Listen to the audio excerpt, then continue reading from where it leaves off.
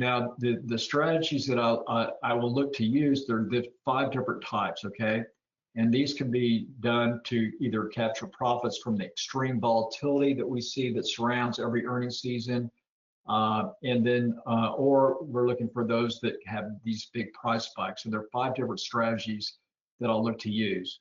Now, here's kind of a list that I'll go through and I'll show you through today. So the first one is what we call the short iron condor spread. So this is basically, it's actually a debit spread, and this is created and set up for big price spikes. So when we're going into the earnings release, we have no idea if it's going to have great earnings or bad earnings, and if the price is going to go up or down.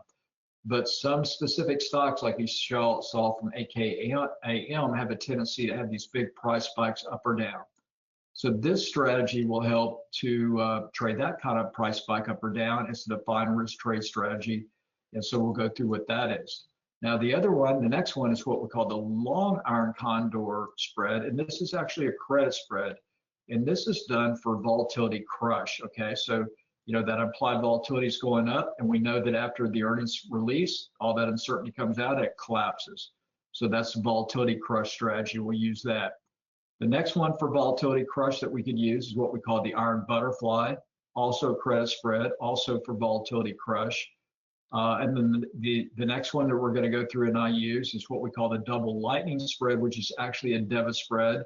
And this is a really unique option strategy that we use, and it's basically one that we can use for both volatility crush, the collapse of volatility after the release, and this is also one that is great to capture any potential post-trend trade move up.